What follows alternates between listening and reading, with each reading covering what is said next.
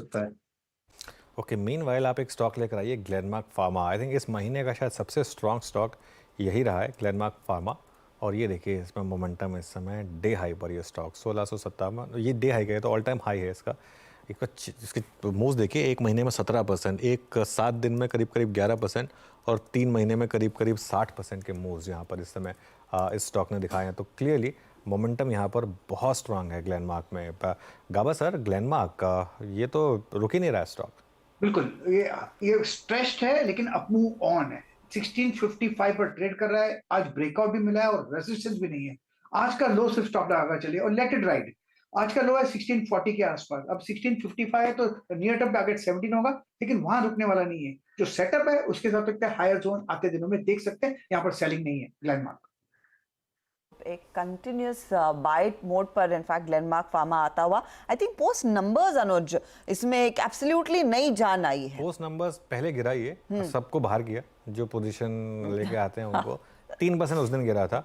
उसके बाद उस दिन मेरा रिव्यू यही था कि ये नंबर्स हैं बहुत शानदार, पोजीशनिंग हो चुकी है, लेकिन पोजीशनिंग क्रॉस करने के बाद ये नहीं रुका। ये एक और तरीका होता है स्टॉक्स में, अगर नंबर्स बहुत अच्छे हों तो आप थोड़ा सा वेट करें। एक बार जो पोजीशन वाले हैं, क्योंकि पोजीशन वाला है ना, वो सबसे पहले निकलता है। हाँ। उसको पहले 5 मिनट का ही प्रॉफिट चाहिए होता है। वो जब निकल जाए उसके बाद असली मूव आता है स्टॉक्स में, और एग्जैक्टली उसके बाद असली मूव आया नंबर्स के बाद।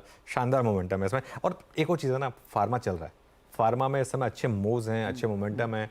फार्मा अभी भी बहुत एक्सपेंसिव नहीं है, इसके लिए एक पॉकेट है जहाँ पर थोड़ा वैल्यूएशन कंफर्ट है, इसके लिए भी लोग चेस कर रहे हैं और इसको। फार्मा को इस समय मेरी एक ऑब्जर्वेशन रही है, जिस तरह की नंबर्स आए हैं और जो यूएस में रिकवरी देखने को मिली है, जो उनकी ड्रग पाइपलाइन है, तो फार्मा को शायद इस समय बाजार एक सिर्फ डिफेंसिव ट्रेड नहीं देख रहा है, बिल्कुल एक एक्टिव पार्टिसिपेंट के तौर पर अप्रोच है। एब्सोल्युटली, आई थिंक खाली डिफेंसिव नहीं है ये, क्लियरली मार्केट में यहाँ पर अर्निंग्स एक्सप्लोजन दिख रहा है, ये एक रीज़न है इसकी वजह से। मीनवाइल 2 स्टॉक्स पर मेरी नज़र है। एक तो मुथूट फाइनेंस लेकर आइए। मुथूट फाइनेंस जो मेरा स्पॉटलाइट वाला स्टॉक था, और देखिए स्पॉटलाइट में टेक्निकल और फंडामेंटल्स दोनों जोड़ते हैं हम।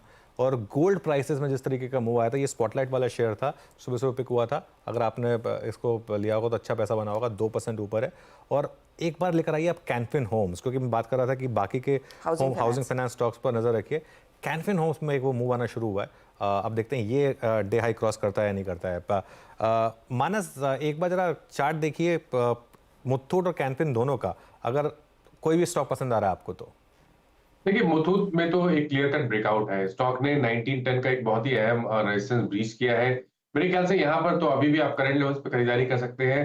1884 के स्टॉप लॉस से एक पोजीशन ट्रेड लीजिए। जो नेक्स्ट टारगेट होगा वो 2000 के आसपास का होगा, तो मुथूट फाइनेंस पे खरीदारी करने की राय रहेगी। दूसरा आपने कैनफिन होम्स, चोला फाइनेंस बताया। कैनफिन होम्स तो देखिए, कैनफिन होम्स की जहां तक बात है, कैनफिन होम्स पे भी ट्रेंड पॉजिटिव बना हुआ है। 4 दिनों से हम हायर टॉप्स हायर बॉटम देख रहे हैं, लेकिन खरीदारी करने की राय मुथूट में रहेगी। कैनफिन होम्स में अगर आपने लॉन्ग पोजीशन बनाई है तो वहां पर स्टॉप लॉस रिवाइज करके 844 कर लें। ओके, तो ये फिलहाल आपके लिए कैनफिन होम्स में भी एक मौका लॉन्ग है, तो होल्ड कीजिएगा। स्टॉप लॉस 844 का रखिएगा, और साथ ही साथ मुथूट में भी एक अच्छा खासा मोमेंटम इनफैक्ट टॉप 2 काउंटर्स में शामिल है। 10 रुपए चल गए बात करते करते कैनफिन होम्स हर्षता। ये लेकिन पता क्या, ये पूरे ट्रेडिंग मूव्स हैं, मतलब आपने एक पीएनबी नहीं मिला तो बाकी स्टॉक पर फोकस कर लें। ये मतलब बेसिकली आई थिंक ट्रेडर समझते हैं इन मूव्स को, ये क्विक आउट वाले मूव्स होते हैं। अब देखते हैं ये मतलब मोमेंटम